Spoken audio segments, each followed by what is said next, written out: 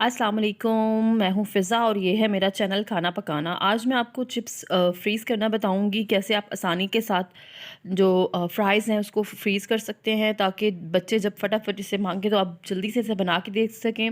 दूसरा, रमज़ान आ रहा है तो रमज़ान में और बहुत ज़्यादा काम होते हैं। अगर ये पहले से करके रख लेंगे तो टाइम की काफ़ी ज़्यादा बचत हो जाएगी। तो मैं आपको रेसिपी के साथ-साथ कुछ टिप्स भी दूँगी, किससे ये चीज़ ख़राब हो सकती है, किससे सही बन सकती है।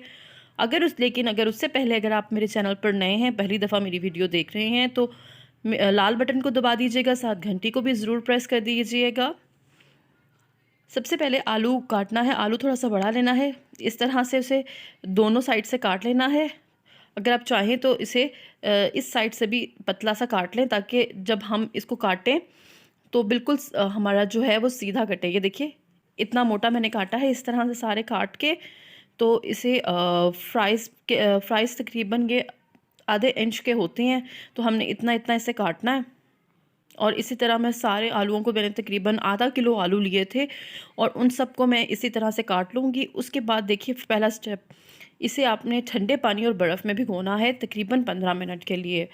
जो सारे फ्राइज़ मैंने काटे हुए थे, मैं उसको बाउल में डाल रही हूँ, उसमें ठंडा पानी और ऊपर से थोड़ी-सी और बर्फ़ ऐड कर दूँगी। 15 मिनट के लिए इसे छोड़ देना है। इससे आप जब एकदम ठंडा होगा, फिर एकदम जब हम इसे बॉयल करेंगे तो ये ज़बरदस्त फ्राइज़ बनेंगे।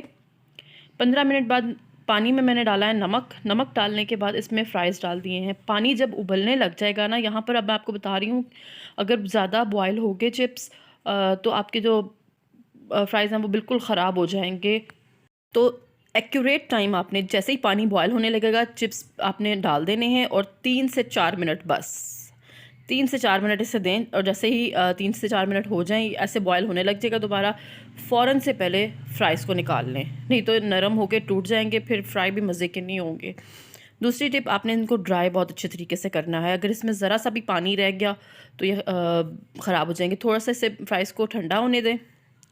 उसके बाद किसी कपड़े पे फैला के ऊपर से किसी कपड़े से इस तरह से करें। इस तरह से जो सारा पानी है वो सक कर लेगा और आपके बिल्कुल जो फ्राइज़ हैं वो ड्राई हो जाएँगे।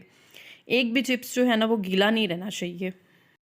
उसके बाद मैं इसे डिश में लगाऊँगी। मैं एक-एक करके लगा रही हूँ, आप चाहें तो इकट्ठे भी रख सकते हैं। जुड़ जाते हैं लेकिन आपस में, लेकिन ये खुल भी जाते हैं। जैसे ही फ्रीज़ होंगे ये खुल जाएँगे, लेकिन मुझे ऐसे अच्छे लगते हैं तो मैं ऐसे ज़रा तरतीब से लगाऊँगी इसे। उसके ऊपर कोई लिफ़ाफ़ा, कोई भी प्लास्टिक शीट रख के तो दूसरी लेयर लगाएँ। इसी तरह फिर दोबारा प्लास्टिक शीट रख के तीसरी लेयर लगाएँगे और एक ही डिश में सारे जो फ्राइज़ हैं वो रख देंगे। और अब इसे फ्रीज़र में रख देना है। अगले दिन आप निकालें इसे, ये बिल्कुल देखिए इस तरह से फ्रीज़ हो जाएँगे। ये देखिए, जो जुड़े भी हुए हैं ना, वो अलग हो रहे हैं। कोई मसला नहीं है, अगर जुड़ भी जाते हैं तो अलग हो जाएँगे। तो आप ये इस रमज़ान में ज़रूर अपने बच्चों के लिए ट्राई कीजिएगा और मुझे कमेंट्स में ज़रूर बताइएगा कि आपको मेरी ये रेसिपी कैसी लगी। अल्लाह हाफ़िज़।